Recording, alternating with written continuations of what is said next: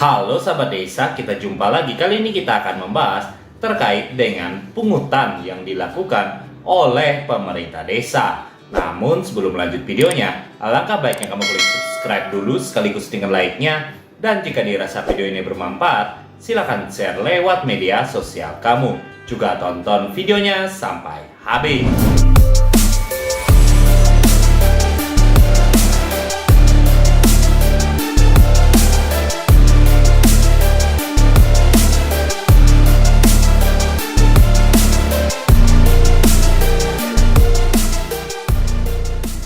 Nah, yang pertama kita ketahui bahwa pungutan yang dilakukan oleh pemerintah desa itu nantinya akan menjadi salah satu sumber pendapatan desa. Hal itu ada disampaikan di Peraturan Menteri Dalam Negeri Republik Indonesia Nomor 20 Tahun 2018 tentang pengelolaan keuangan desa.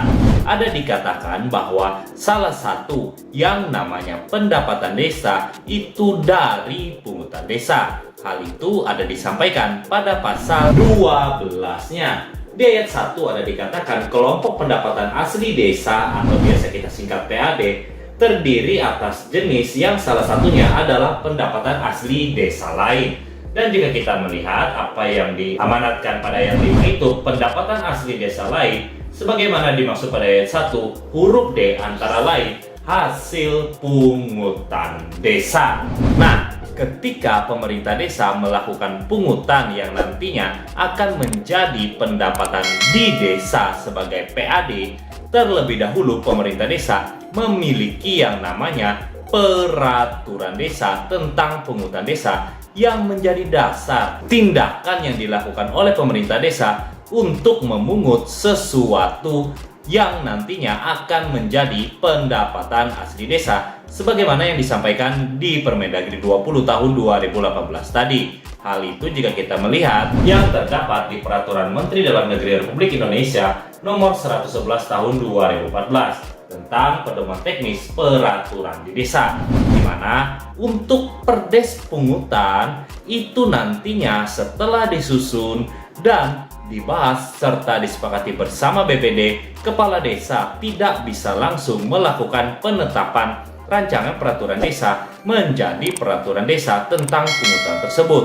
Tapi ada proses lagi, yaitu evaluasi yang dilakukan oleh bupati atau wali kota. Hal itu ada disampaikan di pasal 14 Permendagri 111 tahun 2014 ini. Ada dikatakan bahwa di ayat 1 rancangan peraturan desa tentang APBD desa, pungutan, tata ruang, dan organisasi pemerintah desa yang telah dibahas dan disepakati oleh kepala desa dan BPD disampaikan oleh kepala desa kepada bupati atau wali kota melalui camat atau sebutan lain paling lambat 3 hari sejak disepakati untuk dievaluasi. Jadi nantinya rancangan peraturan desa tentang pungutan yang sudah dibahas dan disepakati bersama BPD tidak bisa langsung diterapkan, tapi harus ada evaluasi terlebih dahulu dari bupati atau wali kota, barulah rancangan peraturan desa yang sudah dibahas dan disepakati bersama BPD itu bisa diterapkan asalkan hasil evaluasi yang dilakukan bupati atau wali kota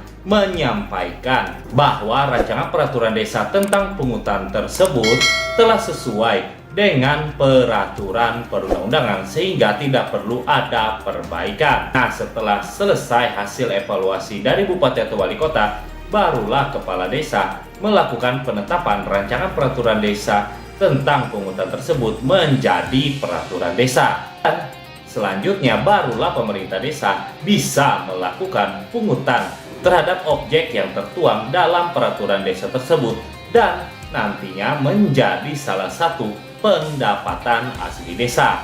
Berikutnya ada beberapa yang tidak boleh dipungut oleh pemerintah desa. Hal itu ada tertuang pada Peraturan Menteri Desa Pembangunan Daerah Tertinggal dan Transmigrasi Republik Indonesia Nomor 1 Tahun 2015 tentang pedoman kewenangan berdasarkan hak asal-usul dan kewenangan lokal berskala desa. Sebagaimana kita ketahui bahwa yang bisa dipungut oleh pemerintah desa dan tertuang dalam peraturan desa itu hanya yang menjadi kewenangan desa. Namun ada kewenangan desa juga yang tidak bisa dipungut oleh pemerintah desa yang diatur pada Permen Desa 1 tahun 2015 yang kita lihat tadi pada pasal 22-nya. Ada dikatakan mulai dari ayat 1, desa dilarang melakukan pungutan atas jasa layanan administrasi yang diberikan kepada masyarakat desa. Nah, jasa administrasi yang dilarang untuk dipungut adalah surat pengantar, surat rekomendasi, dan surat keterangan. Jadi, pelayanan administrasi dari 3 yang disampaikan pada pasal 22 dalam Permen Desa 1 tahun 2015 itulah yang tidak bisa dipungut oleh pemerintah desa. Namun, selain pelayanan administrasi yang disampaikan di pasal 22 dalam Permen Desa 1 tahun 2015 tadi bisa dipungut oleh pemerintah desa asalkan objek yang menjadi pungutan oleh pemerintah desa itu merupakan kewenangan desa. Mungkin itu saja pembahasan kita terkait dengan pungutan yang dilakukan oleh pemerintah desa, yang mana pada intinya sebelum pemerintah desa melakukan pungutan yang menjadi salah satu pendapatan asli desa, nantinya pemerintah desa wajib membuat peraturan desa terlebih dahulu tentang pungutan desa, yang mana akan dievaluasi oleh bupati atau wali kota setelah dibahas dan disepakati bersama BPD. Berikutnya, jika hasil evaluasi bupati atau wali kota menyatakan rancangan peraturan desa tersebut tidak ada yang diperbaiki, maka kepala desa bisa melakukan penetapan rancangan peraturan desa menjadi peraturan desa tentang pungutan tersebut, sehingga pungutan dapat dilakukan oleh pemerintah desa. Namun, perlu disampaikan bahwa ada 3 pelayanan administrasi yang tidak bisa dipungut oleh pemerintah desa, yaitu surat pengantar, surat rekomendasi, dan surat keterangan. Sekian dulu videonya, terima kasih sudah menonton dan sampai jumpa lagi.